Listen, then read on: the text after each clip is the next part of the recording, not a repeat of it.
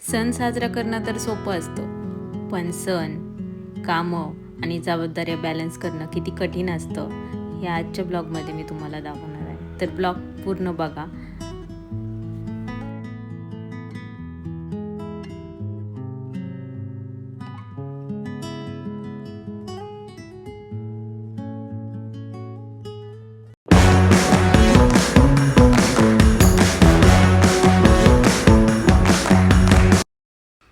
नमस्कार मंडळी, तुम्हाला सगळ्यांना गुढीपाडव्याच्या खूप खूप शुभेच्छा.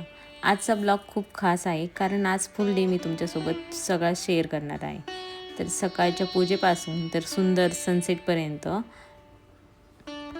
तर मी सकाळी सकाळी लवकर उठले होते कारण मला सणाच्या दिवशी पूजा करायला आवडते. खरं तर बाकीच्या दिवशी मला काहीच टाईम भेटत नाही पूजेसाठी, पण जेव्हा पण सुट्टी असते तेव्हा मनापासून मी पूजा करत असते आणि मला पूजेसाठी कारण नाही लागत. खरं तर आज कारण पण तसंच होतं की वर्षाचा पहिला दिवस होता आणि पहिल्या दिवशी तर पूजा माझ्या हाताने होणारच, नाही का?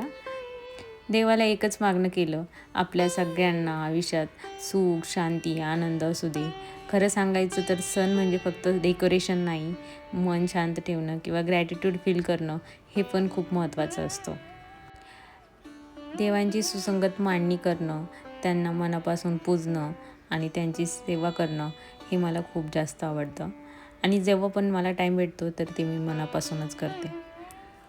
आपल्या भारतीय संस्कृतीत सगळ्या गोष्टींना खूप जास्त महत्त्व दिलं जातं. जसं की रांगोळी काढणं, देवपूजा करणं, देवांची आरास करणं, या सगळ्या गोष्टी खूप महत्त्वाच्या मानल्या जातात.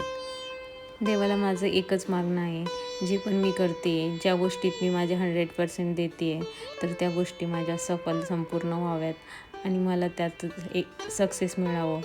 आज देवपूजा करताना एक गोष्ट मनात आली, आपण रोज धावपळीत असतो, काम, जबाबदारी या सगळ्या गोष्टीत. पण असे सण असतात जे की काही सण आपल्याला थांबायला शिकवतात, स्वतःसाठी आणि देवासाठी थोडा वेळ काढायला शिकवतात.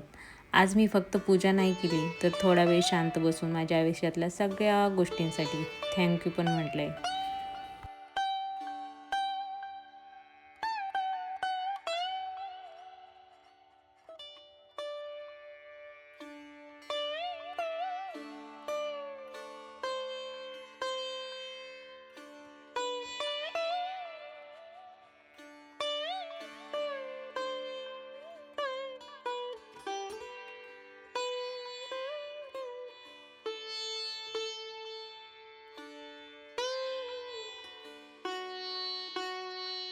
मी देवपूजा करत होते आणि तोपर्यंत अमोलने गुढीसाठी लागणाऱ्या सगळ्या गोष्टींची तयारी केली होती.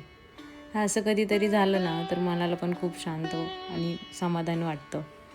नंतर मावशीने इथे बटाट्याची चटणी आणि पुरी याची तयारी केली होती आणि बासुंदी मी अगोदरच तयार करून ठेवली होती.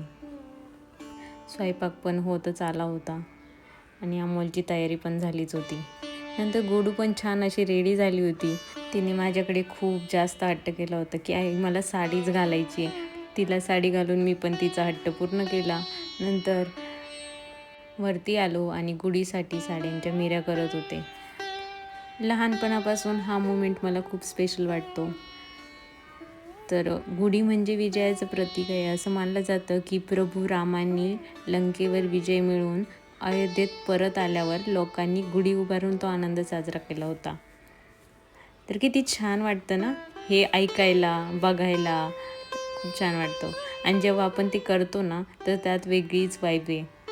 खरं सांगू का, जेव्हा पण आपण या सगळ्या परंपरा जपू तर तेव्हाच आपल्याला पण जास्त छान फील होतं आणि आपल्यासोबत म्हणजेच आपली मुलं वगैरे सगळे आपल्याला बघून पण मोठे होत असतात.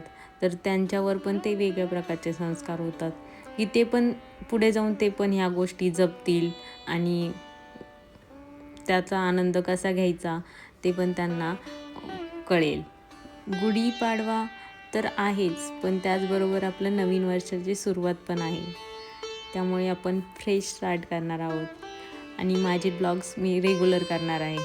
तर माझे ब्लॉग्स तुम्ही जर बघत असाल आणि तुम्हाला आणखीन जर ब्लॉग्स बघायचे असतील तर माझ्या चॅनलला सबस्क्राईब करा.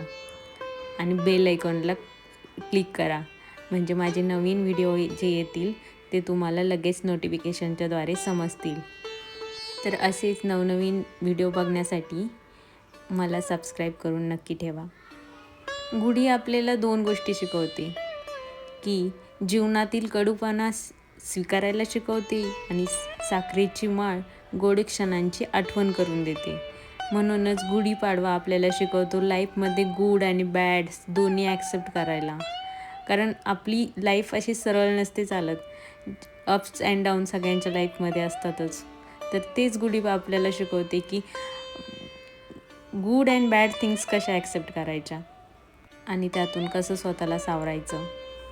गुढी उभारली आणि नंतर लगेच त्याची पूजा पण केली आणि नंतर येतो जेवणाचा पार्ट, नाही का, सगळ्यांचा आवडता.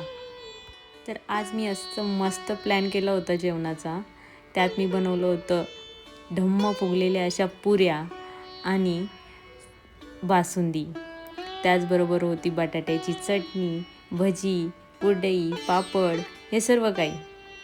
आणि घरचं ट्रेडिशनल फूड म्हणजे वेगळीच मज्जा. बासुंदी जितकी गोड तितकंच आयुष्य गोड व्हावं अशी इच्छा बस. आणि मी स्वयंपाक करत असताना माझी लाडकी लेक काही उद्योग करणार नाही तर हे कधी होणारच नाही. तर बघा माझी लाडकी लेक काय करते. तर मंडळी, मी तर बनवलं होतं बासुंदी पुरी. तर तुमच्याकडे काय स्पेशल बनलं होतं तर हे मला कमेंट करून नक्कीच कळवा. तर छान असं स्वयंपाक झाला आणि नैवेद्य दाखवला आणि छान अशी गुढीला परत बघून घेतलं. नंतर छान असं जेवण केलं आणि ऑफिसच्या कामाला सुरुवात केली. सण असला तरी कामं काही थांबत नाही, हो ना. हीच तर रिअल लाईफ आहे. बॅलन्स करावं लागतं सगळं. कधी कधी थोडं हेक्टिक होतं मन, पण मला वाटतं आपण जे काही करतो ते सगळं मनापासून केलं की सगळं मॅनेज होतं. तुम्ही तुमचं वर्क लाईफ बॅलन्स कसा मॅनेज करता ते मला नक्की सांगा. आणि अशा प्रकारे आजचा दिवस संपत आला. हा सनसेट बघताना एक वेगळीच शांतता मिळते. आजचा दिवस खूप काही शिकून गेला. ग्रॅटिट्यूड, हॅपीनेस आणि न्यू बिगिनिंग्स. तर नवीन वर्षाच्या सगळ्यांना खूप खूप पुन्हा एकदा शुभेच्छा आणि तुम्हाला तुमचं नवीन वर्ष खूप छान जावो. Thanks for watching.